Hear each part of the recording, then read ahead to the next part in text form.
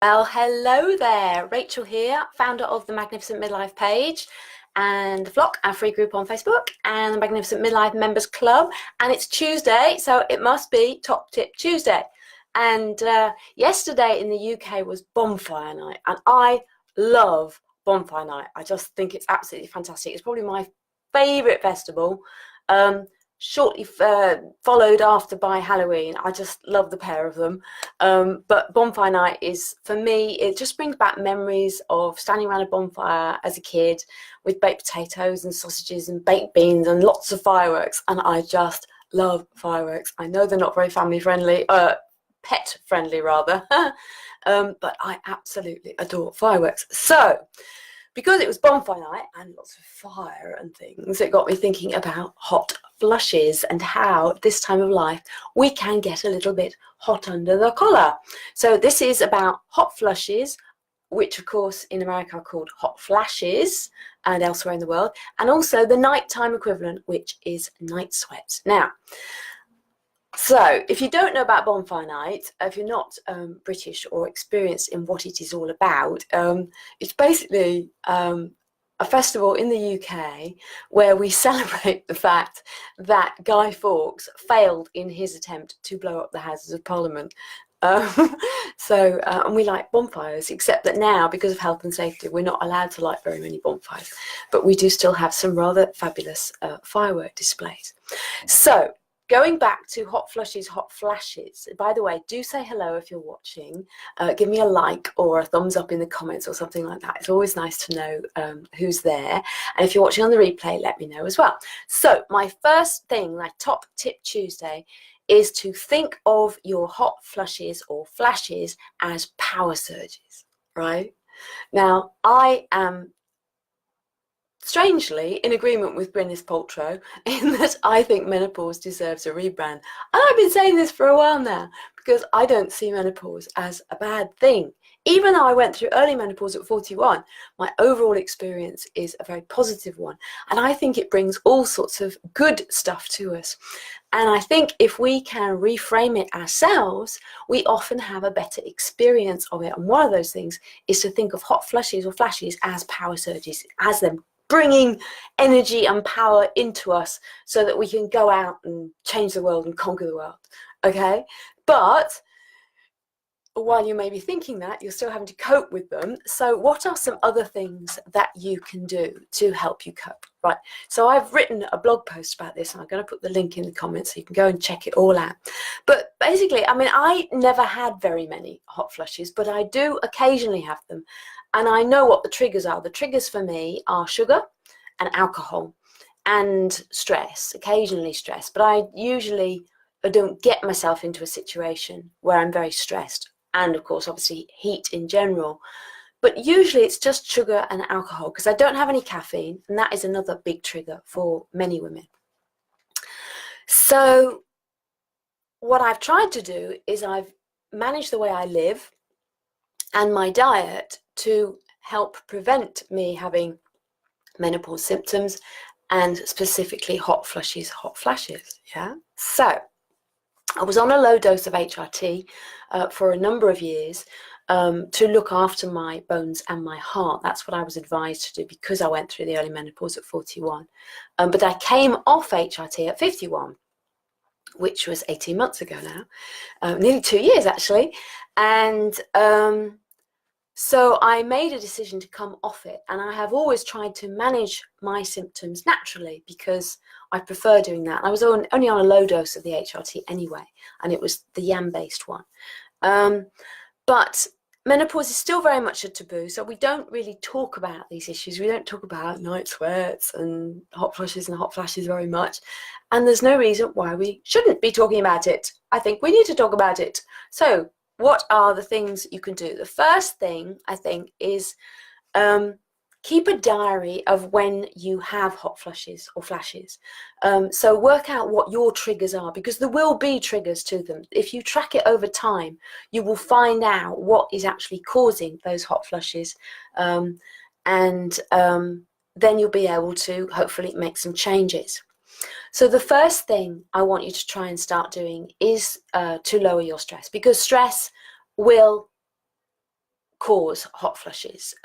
Certainly, I think, when you get into a bit of an anxious situation, a bit stressed, then your body is going to react. And if you are in the menopause years, the perimenopause years, your body may react by burning up, by bringing you some heat. So if you can lower your stress levels overall, you're probably going to also be able to potentially reduce how many hot flushes or flashes you're getting, and how often those are happening. Hi Stacey, good to see you. So try avoiding or reducing caffeine. As I said, when I first went through this, I was advised to give up caffeine. I was advised to give up sugar. I was advised initially to give up alcohol. I haven't really done that. The chocolate is the killer for me, but I try not to have too much sugar. And sometimes I will get a sort of mini hot flush after I've had some chocolate, but I just think of that as my power surge. It's like power surge. I'll take it because I've got the chocolate and that's what I like. But if you can track these things and you find that, there are triggers, think about cutting these things down that cause the hot flashes, or you may decide it's a price worth paying. You may think, sod it, I want my coffee, I'll take the hot flush, the power surge that comes with it. It's part of getting you going in the morning. Okay, so yeah, cutting back on sugar, and evaluate how you live overall and what you might want to change. Now, this is where I do agree about menopause needing a rebranding, because I actually don't think it's menopause that causes all of these problems. I think that menopause is actually the time when our bodies say, okay, kiddo, you need to sort yourself out, because these are things that you've been doing to your body. You maybe been abusing them in certain ways or not looking after your body as well as you could do. And the menopause is a time when your body is saying, okay, if you want to get in a good position for long-term health, you've got to sort all these things out. So that's the way I look at menopause. That's the way I see it. And that's my approach to dealing with the symptoms, because I think, okay, menopause isn't causing these. It's actually the way I live. And I think this is backed up by the fact that in some cultures, like for example in Japan, they have much less of a bad experience of menopause than in Western cultures. Now, in Western cultures, we really have overall quite a bad experience of menopause. And I think that is related to the way older women are viewed, the fact that, we are not seen as important as we age. I think it's to do with our fixation on youth and the fact that we're fed all of these messages that, we get to 40, 45, 50 and life's all downhill from there, and it's not. And if you watched these before, you'll know that I don't agree with all that rubbish. So other cultures will have different experiences. So we can have a different experience as well, depending on how we approach it. So take this opportunity to look at your life, think about other things you need to change, because exercise is going to help your experience of menopause. It's going to cut down on hot flushes and flashes. So, if you get some daily exercise, if you do yoga, that's going to reduce your stress levels as well as give you some exercise. So these are things that you might want to consider, okay? So, and also get a handle on your weight. I know a lot of people don't want to hear this. They'd rather, take a medication and be overweight and take the medication to control the hot flushes or hot flashes. But actually, it is known, it is documented that if you are overweight, you will experience, when you're going through menopause, if you're having menopausal symptoms, hot flushes are probably going to be worse. So again, I see it as this sort of body's early warning system saying, okay, have a think about the whole aspects of your life, everything that you're doing. Are you looking after yourself enough? Are you, controlling your stress? Are you getting enough exercise? Are you eating healthily? Try and include more fruit and vegetable in your diet. Get rid of the unnatural stuff. Maybe you want to cut back on dairy, for example, which doesn't help some women. So all of these things, and that's where it comes back to that, keeping a diary of what the triggers are, and then maybe reducing something, taking it away and tracking again, see if that has an impact. Okay, but weight is definitely going to be one of those things that's not going to help you in menopause, but also going on through life. You know, it's just not a good place to be if you are significantly overweight in midlife. And, you know, we all put on a bit of weight in midlife, but we don't actually need to.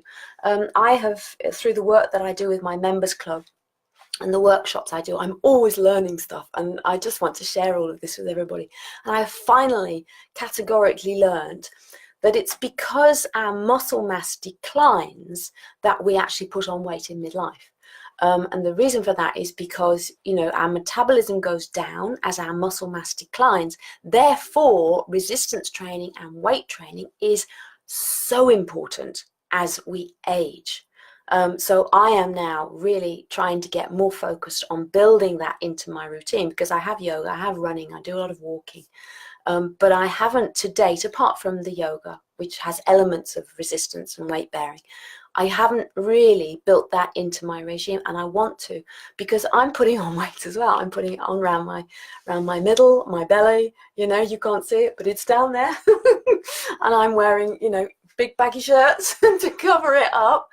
And I don't want to do that. So I'm going to build in some weight training so that hopefully I can raise my metabolism, and therefore I won't be putting on the weight by eating the same, because that's what happens to us in midlife. We continue eating the same or drinking the same, and we start putting on weight, and we wonder why. Well, now I know why, which I think is fascinating to actually know that.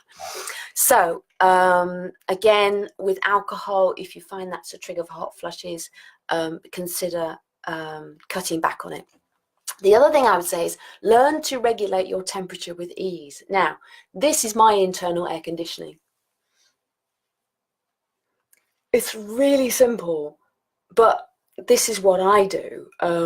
And I always have, it's not particularly attractive, but I always have a bobble on my wrist, so that I can just very quickly put my hair up. If I feel a flush coming on, I can just do that. The other thing is I don't wear high-necked things anymore.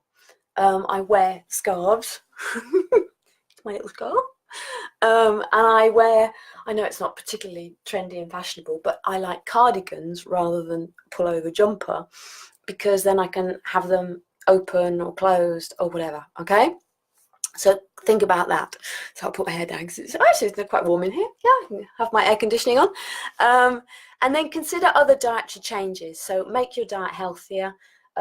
Maybe think about cutting out dairy. I'm not a big fan of dairy. Milk. I don't have a problem with cheese and yogurt, but I haven't had any milk for 10 years. And I have plant-based milks instead, which I now much prefer. And I actually, personally, this is my little personal hobby horse, I think the only creature that should be drinking cow's milk is a baby cow. But that's just me on my hobby horse. So you can just ignore that one if you don't agree with that, okay? So what else can you do? I have, as well as bringing in soya milk into my diet, organic soya milk, I'm very certain to have it as organic. I also have ground flax seeds on my cereal every day. And I am addicted to hummus. So soya, flax seeds, and chickpeas are all good sources of natural phytoestrogens. And natural phytoestrogens are thought to help replace the estrogen that we lose as we go through menopause. So those are worth doing. And I am absolutely convinced, I have no scientific evidence for this, right? But I personally am convinced that including those three things in my diet regularly has really helped my menopause experience, whether or not I've been on the HRT. So before I went on the HRT, because it was about 3 years before I finally listened to the doctor and said, oh, all right, I'll have the HRT, because I didn't really want to have it. And then I've been off it now for nearly 2 years. So, and I've managed, you know, everything, because my body's still in a state of flux, you know, even if I'm supposedly postmenopausal already by a decade.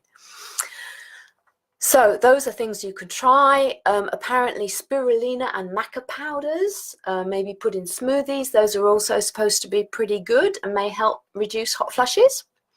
And then finally, before you go and resort to HRT, because I know you're all thinking, oh, I'll just get the HRT. But I see HRT as kind of like the last resort. Personally, I want to try everything else first before I go on the HRT, which is what I tried to do. And then I was told because of the early menopause, I needed a bit of extra protection for my heart and my bones. So I listened and I did that. Time will only tell whether it was the right thing to do or not. I've no idea. So the other things you can try are, in terms of natural supplements, black cohosh, sage as a supplement or just as a tea, evening primrose, red clover, chamomile tea because it just soothes us and calms us, dong quai, which is a Chinese herb which can also be helpful, and apparently foods rich in vitamin E like sweet potatoes, hazelnuts, almonds and avocados are thought to be able to help, particularly to decrease night sweats, which of course are the nighttime version. Also in terms of your clothing and your bedding, make sure it's as natural as it can be. And maybe have, you know, varying levels of heat so that you can easily stick a leg out the side and get whatever nighttime ventilation you're going to need. That was me hitting my microphone. Oops. Okay, so that's it. That's my top tips. But start with thinking about them as a power surge, and then go through all the things. And I did say I would include this blog in the comments, so let me include it in the comments. And once you've got all that sort of stuff sorted, then you can get back to, you know, living your magnificent midlife, can't you? And if you want some more help and assistance with making sure that midlife and beyond is as magnificent as it can be, then come and check out my Magnificent Midlife Members Club, which is it's currently closed, but you can get on the wait list, and it will be open again at the end of November, and it's a rather fabulous place. So there's the list, the link if you want to get on the wait list. But so in there we do all sorts of things, and it's basically just about making sure that you can thrive, not just survive in midlife and beyond, and make sure that you get the life that you crave rather than the life you've ended up with, you know, so that you can, in the same way that menopause can be a time for reflection about how you are looking after your body and your mental health, then midlife is also a time for reevaluation and thinking, okay, what do I actually want from life? What am I going to do next? So it's gone on a bit long today, my Top Tip Tuesday, but I hope it was useful. And do go and check out the blog post. It has all the information in there. And thanks for hanging out with me. Bye for now.